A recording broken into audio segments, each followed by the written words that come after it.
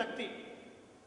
அது என்னால் எப்படி சொல்கிறேன்னு தெரியலன்னா, அப்படி ஒரு அபூர்வமான ஒரு சக்தி அப்பாட்ட இருந்திருக்கு. அப்பாவுடைய இழப்பு வந்து ரொம்ப கஷ்டமாக தான் இருக்குது. ஆனால் அவங்க இறந்துட்டாங்கிற ஒரு செய்தி என் மனசு ஏற்றுக்கல. ஏதோ வெளியூருக்கு போயிருக்காங்க. ஏன்னா நைட்டு எல்லாம் உட்காந்து அந்த அப்பா என்கிட்ட சொல்லி மதுரைக்கு போகிறப்பா கடையை பார்த்துப்பா, அந்த ஒரு புன்னையான ஒரு சிரிப்பு தான் என் மனசில் இருக்குது தவிர இது வரைக்கும் ஒரு அது உண்மைங்கிறது எனக்கு தெரிய மாட்டேது. ஏதோ வெளியூருக்கு வருவாங்க ஒரு எதிர்பார்ப்பாக தான் இருந்துட்டு இருக்கு. இருந்தாலும் அவங்களுடைய அப்பாவுடைய ஆத்மா சாந்தி அடைய நான் ஒரு இஸ்லாம் மதத்தை சார்ந்தவன். எல்லாம் அல்ல அல்லாஹ்விடம் துஆ செய்கிறேன்.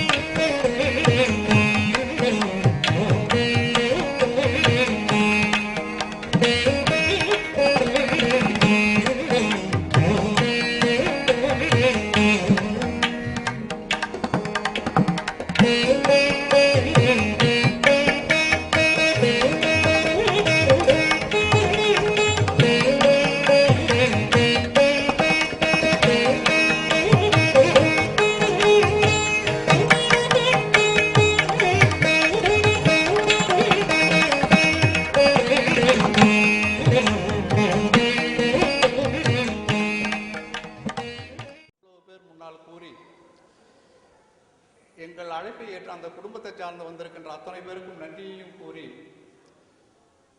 ஐயா நிறைவுரையாற்ற வேண்டிய தோழர் ஆணைமுத்து அவர்களை நினைவுரையாற்ற முதலில் அவருடைய நெஞ்சிலும் நீங்கா இடம்பெற்றிருக்கிற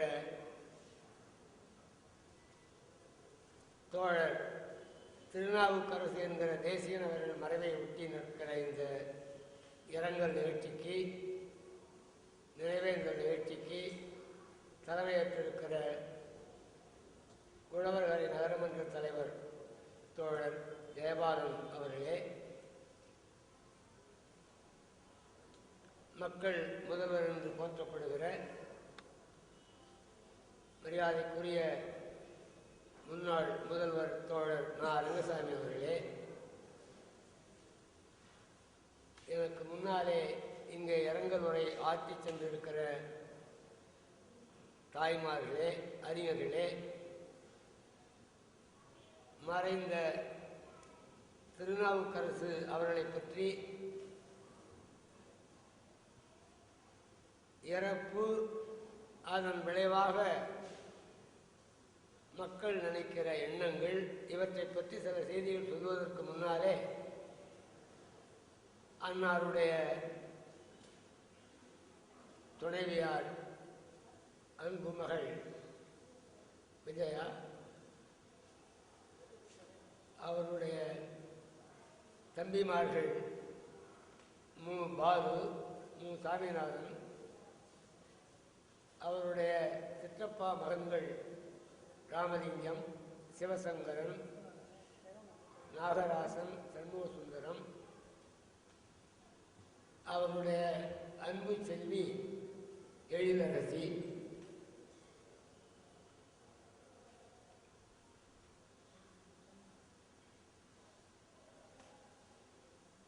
சுந்தரேசன், முனிதன் மற்றும் அவருடைய குடும்ப உறுப்பினர்கள், உறவினர்கள், இணை பிரியாத தோழர்களாக விளங்குகின்ற நம்முடைய அரிமா பாண்டியன், முத்துச்சேரன் மற்றும் ஆசிரியர் தோழர்கள், பல்வேறு அமைப்புகளை சார்ந்த தோழர்கள் எல்லோருக்கும் என் சார்பிலும் என் குடும்பத்தார் சார்பிலும் நான் சார்ந்திருக்கிற மார்க்சிய பெரியாரிய பொதுவுடைமை கட்சியின் சார்பிலும் ஆழ்ந்த வருத்தத்தையும் இரங்கலையும் முதலில் தெரிவித்துக் கொள்கிறேன். திருநாவுக்கரசு அவர்களுடைய பன்முக பண்புகளை பற்றி உண்மையிலேயே கேட்போர் நெஞ்சத்தை பிணிக்கின்ற தன்மையிலே இங்கே பேசிய எல்லா பெருமக்களும் சுருக்கமாக எடுத்துரைத்தார்கள். நான் இந்த ஊரிலே 2 பெண்மக்களை வாழ்க்கை துணைவிகளாக ஆக்கியிருக்கிறேன். என்னுடைய மூத்த மகள் குடியிருந்த வீட்டுக்கு பக்கத்திலே தான் அவருடைய இல்லம். ஆகையினாலே நான் 59க்கு பிற்பாடு எப்போதெல்லாம் எங்கள் மாமா வீட்டுக்கு வருகிறேனோ அப்போதெல்லாம் தவறாமல் செல்லுகிற வீடு திருநாவுக்கரசர் வீடு தான். அதை போலவே அவர்கள் மறைந்துவிட்ட அவருடைய மூத்த துணைவியார் சுந்தராம்பாள் இருந்தபோது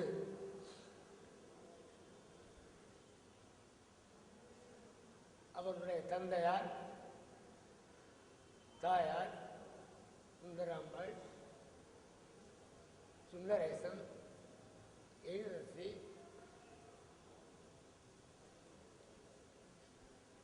இவங்களெல்லாம் குழந்தைகள்.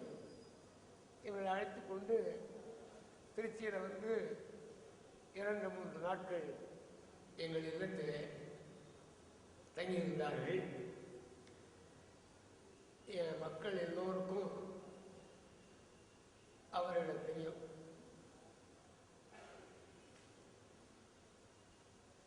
இங்கே வந்து அமர்ந்திருக்கிற மக்களில் முதலில் தவிர்க்க முடியாத தன்மையில் பல சாதிகளைச் சேர்ந்தவர்கள் இருக்கிறோம், பல கட்சிகளைச் சேர்ந்தவர்கள் இருக்கிறோம்,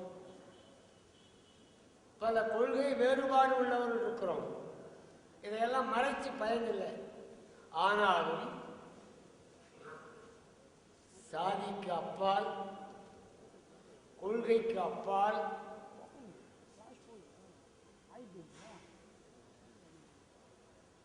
நின்று திருநாவுக்கரசு எப்படிப்பட்டவர் என்பதை நாம் கேட்போருக்கு மனதிலே பதியக்கூடிய வகையிலே நம் தோழர்கள் எடுத்துச் சொல்லியிருக்கிறார்கள். என்னை பொறுத்தவரையிலே தந்தை பெரியார் அவர்கள் சொல்லுவார்கள், நான் சுயநலம் என்பதை முதன்மையாக வைத்து நடக்கிறவன். அப்போ நான் செய்யறது தொண்டுங்கிறாங்க, ஊருக்கு உழைக்கிறேங்கிறாங்க, பிற நலத்துக்கு உழைக்கிறேங்கிறாங்க. அது உண்மையானா இல்லை அப்படின்னு சொல்லுவார். பின்ன யார் பிற நலம் நாடி தொண்டு செய்கிறாங்கன்னா, இந்த மானிடம் வாழ்வதற்காக,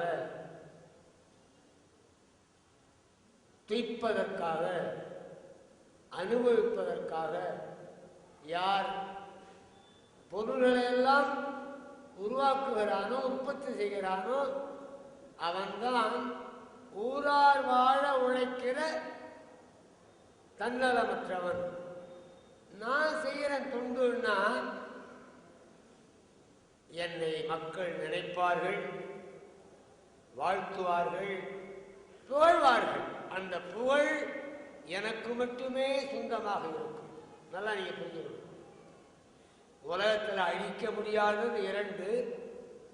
1, ஒருவன் பெற்ற கல்வியை யாரும் அழிக்க முடியாது. வெள்ளத்தால் போகாது, வெந்தணலால் வேகாது. வெள்ளம் வரும், கல்வி அழிச்சுக்கிட்டு போக முடியாது. நெருப்பு பிடிச்சிக்கிட்டு எரியும், ஊடு பிடிச்சிக்கிட்டு எரியும். கல்வியை அதை அழிக்க முடியாது. திருடம் வருவான், கல்வி அவன் திருடிட்டு போக முடியாது, பொருளை திருடிட்டு போயிடுவான். அப்போ அழிக்க முடியாத ஒன்று அப்படின்னு சொன்னா அது ஒருவன் பெற்ற கல்விதான். ஆகையினாலேதான் கல்வி முதன்மையானது அப்படின்னு வள்ளுவர் சொன்னார். அதை போலவே அந்த வள்ளுவன் இன்னொன்னே சொன்னா, இந்த உலகத்துல